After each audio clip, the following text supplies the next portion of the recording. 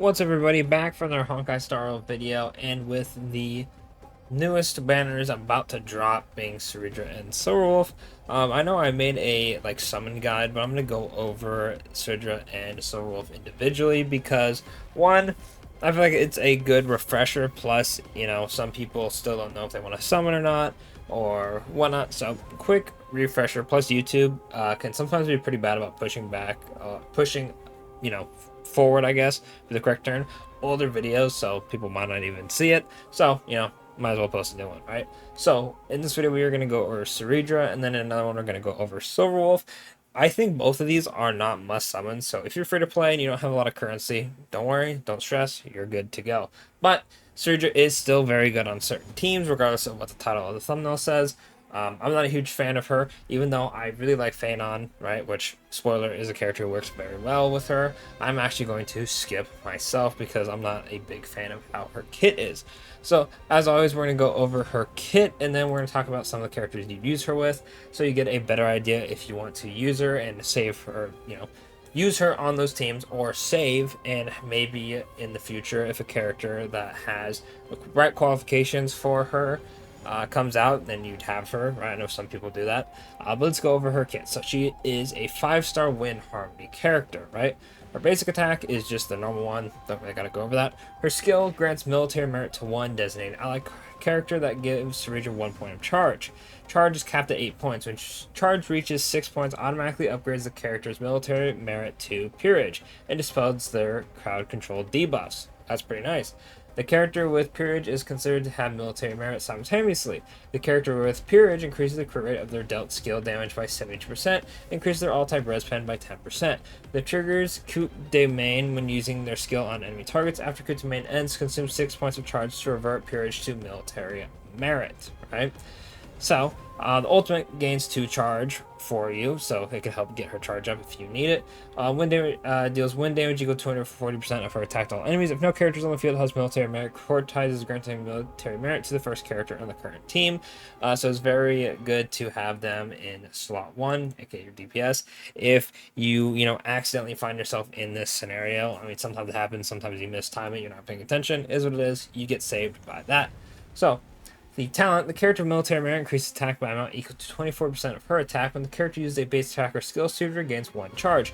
During coup de main, Cerydra cannot gain charge. After the character with military merit uses an attack, Cerydra additionally deals 1 instance of wind additional damage, equal to 60% of her attack. This effect can trigger up to 20 times. The trigger count resets every time Cerydra uses her ultimate. Military merit only takes effect on the most recent target, and when the enemy target changes, Cerydra's charge resets to 0.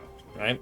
Technique, after using technique, gains military merit. When switching the active character, military merit transfers to the current active character. At the start of the next battle, automatically uses skill 1 time on the character with military merit without consuming any skill points.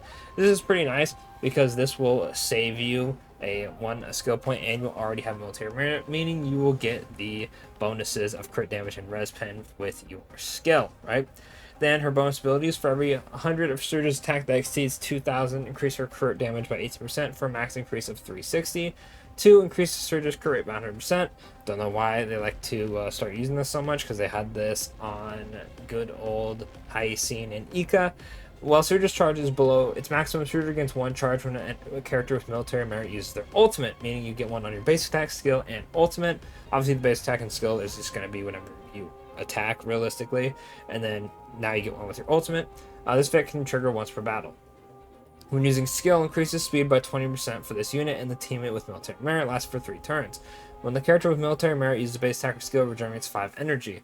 So I wasn't too sure exactly in the kit where I was going to explain this, but TLDR, when you get your skill off and then you get coup de main, you pretty much skill twice, right? Oh yeah, this is right here. Copy may use the ability about to be used, then use the original ability. This is pretty much allowing you to use your skill twice, right? This is pretty cool because it allows Phanon to use his Meteor skill at full charge. Additionally, it also allows Anoxa to attack over and over again because of how his skill works. If they have weakness implanted, he skills again. So those are 2 characters that are very, very strong. Other characters that it could be slightly useful for is I guess Acheron skill for getting up charges.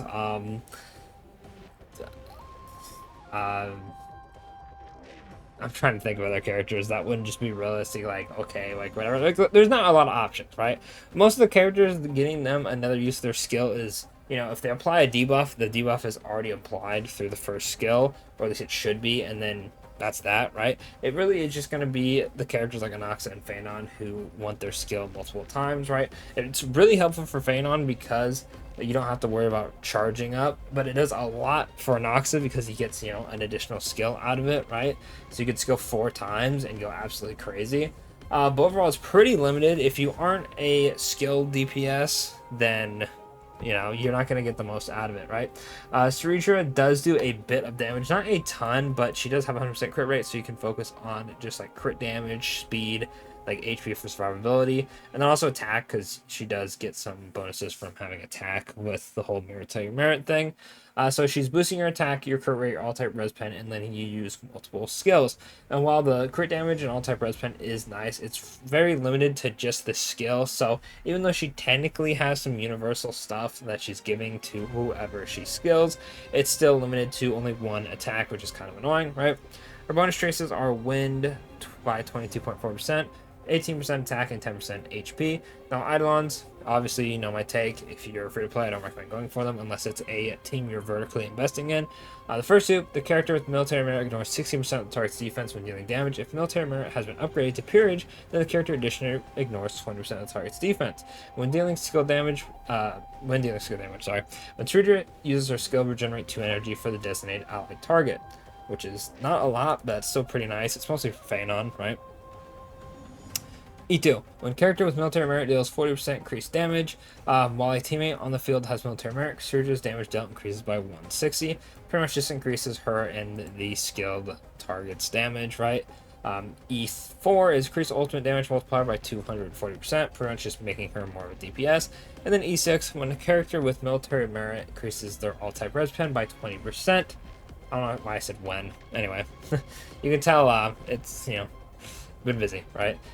Anyway, and the multiplier for additional damage triggered by military merit increases by 300%, while a teammate on the field has military merit, so just all-type res pen increases by 20%.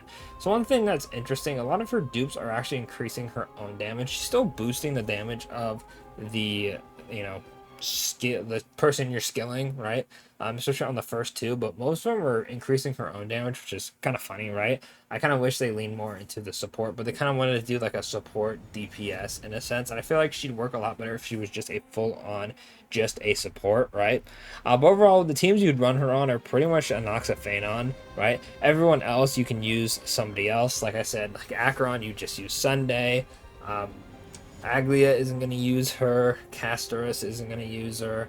Herda isn't going to use her because her skill, unfortunately, does not work with her, right? People, unfortunately, have discovered that, which is a bit unfortunate, but it's, yeah, her teams are further than just Anaxa Phanon. Now, is she going to be good enough to warrant summoning for them? Absolutely. They will be absolutely disgusting. Phanon is very strong already. Having a full extra meter pretty much can insta-kill a boss, right? If you have enough damage, just one shot. If not, you're pretty much guaranteed to, the second you drop the 6 out of 6 skill, that the second one's going to kill, and then you have the second HP bar, and then you can just go from there, right? She's also going to help him get up charges. Anaxa, if you have Anaxa, you'll know he'll absolutely just shred everybody because he'll be able to skill an additional time, so it'll be 4 in a row. Absolutely disgusting damage. She's very good for those characters, but if you're summoning on her for anyone else, she's very, very specific, which is a bit unfortunate, right? That's why I don't like her too much. I wish she was slightly more universal, especially because she does have a cool design. I'm not a huge fan of her character, which definitely helps me not worry about skipping her, because I don't care to buff Phanon, right? I'm fine with Phanon being where he is. If he falls off to the point where she is a must for him at some point, then I guess I'll worry about that then. And then, you know, I don't have an Noxus, so I'm not going to worry about that. So personally, me, I'm skipping, right? I think she is definitely an easy skip for you. Noxa and Phanon do not need her desperately. They're still really, really recent. They're very strong still, even without her. They just, you know, get a good buff from her. So if you are an Noxa main or a Phanon main, you know, you can summon and not worry about it, right? However, if you are not, or you're more free to play, 100% just skip this one. It's not a must summon.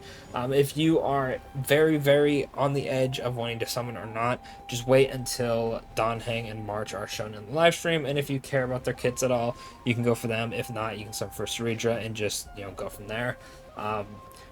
Will we have Drip Market? I actually can't remember when Drip Market is. I think... Will Drip Market be out?